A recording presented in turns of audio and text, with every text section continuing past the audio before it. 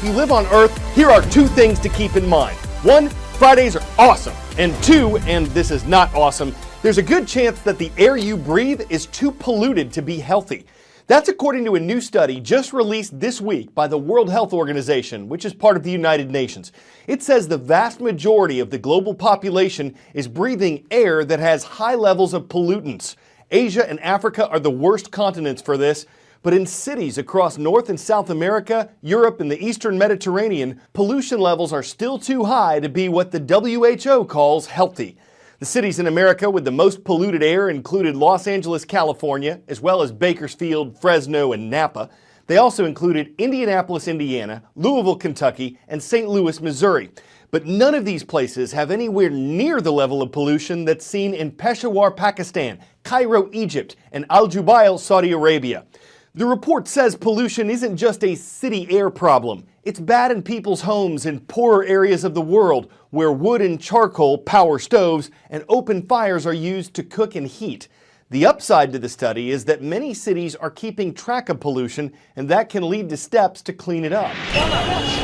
7 million people die each year from a man-made cause, air pollution. That's according to a new study by the World Health Organization. They also found that 9 out of every 10 people on the planet breathe air that contains high levels of pollutants. The WHO says it's the world's most comprehensive database on pollution. The organization collected data from more than 4,300 cities and 108 countries. Although air pollution affects people worldwide, low and middle income countries experience far worse. Many of the top cities on the list are in India. While attention is usually paid to Delhi and Mumbai, the WHO found that the cities of Kanpur, Faridabad and Varanasi are at the top of the list. Environmentalists warn that India is sitting on a toxic time bomb. The US-based Health Effects Institute found that over 1 million people die every year in India alone from the impacts of air pollution. This pollution is created mostly by car and truck emissions, manufacturing, power plants, and farming. The particles in the air are a mix of solid and liquid droplets that get embedded into the lungs when we breathe. It leads to multiple health conditions, including asthma, lung cancer, and heart disease. Linda Kincaid, CNN. It looks like the demilitarized zone, the heavily armed border that separates North Korea and South Korea, may be the place where North Korean dictator Kim Jong-un and U.S. President Donald Trump will hold their historic meeting. That could take place late this month. It would be the first time that sitting leaders from these two countries ever held a face-to-face meeting. President Trump says he likes the location because if things work out there, a celebration could be held on the site instead of in a third-party country. But some U.S. officials reportedly think the meeting should be held somewhere else, like Singapore, because skeptics are concerned that holding it at the DMZ would put North Korea's leader at an advantage. The U.S. is an ally of South Korea. It has been since the Korean War. There have been several signs of better relations between those two allies and their rival North Korea. For instance, the North and South have promised to silence the loudspeakers they have at the DMZ.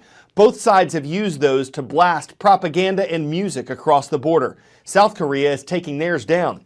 Also, former New York Mayor Rudy Giuliani, who's now a member of President Trump's legal team, says North Korea agreed to release 3 American prisoners yesterday.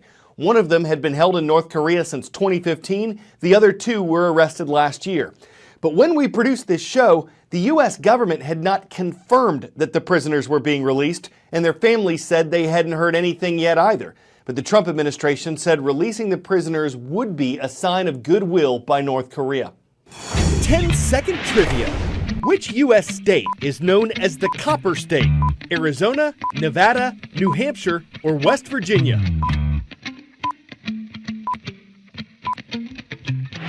Also known as the Grand Canyon State, which would have made it too easy, Arizona is the Copper State because it has lots of copper.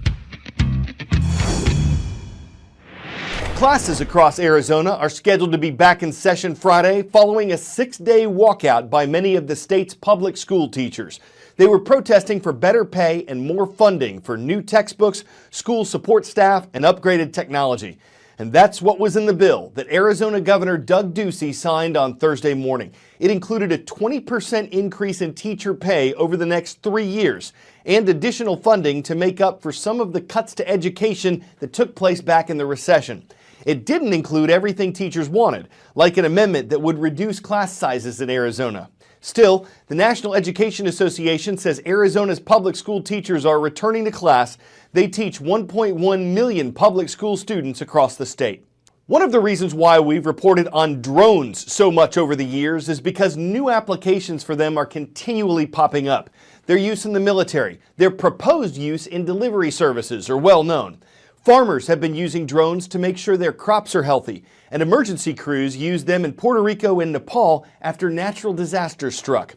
An Israeli startup hopes drone technology will help businesses that have a lot of ground to observe. But the downside is they could replace jobs done by people.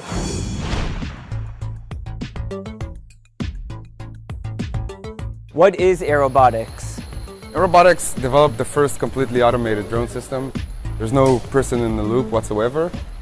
We started this company not to be a drone company, but our mission is to be a data company. Most people think about drones, they think about, flying it recreationally or for selfies or even creating commercials or cinematography. We're looking at it from a tools perspective. We're using drones to gather and analyze information that is relevant for our clients. Like what? Like mapping, surveying, volumetric measurements, security, emergency response. So there's a variety of different data types that we collect. And then we take that information and we analyze it and we turn it into insights. Mining companies are one of your big customers. What do they use it for and how do they use it? You have these big stockpiles, right? You want to know how much stock is in that pile. So instead of sending someone, our drone does that automatically from A to Z. We're actually now assisting in the construction of a new seaport in Haifa. So we're able to help them build the port with daily images of how they're progressing.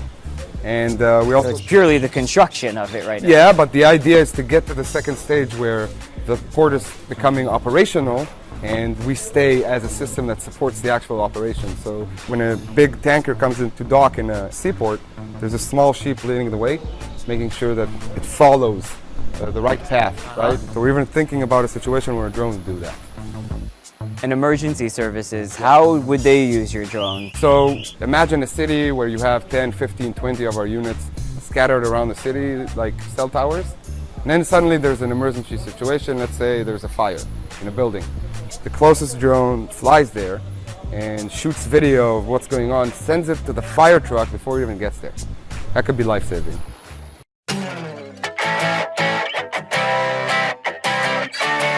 Now, I don't mean to drone on about drones, but this is pretty amazing. This is what happens when more than 1,300 of them are lit up and sent up in the sky. It's part of China's Labor Day celebrations. And though a Hong Kong-based newspaper called this an epic fail because some drones didn't light up, enough of them were in the air at once to challenge the world record of 1,100 plus drones that flew over the Winter Olympics opening ceremony. Drones. You gotta give them props. It's always a fun story to hover when you're on the air and ready to deliver a battery of puns. Oh, I know a few people would like to shoot them down. Both haters and drones get pretty sore. But when we're ready to take off for the weekend, it's tough to bring down a flight of fancy. I'm Cral Azuz for CNN 10.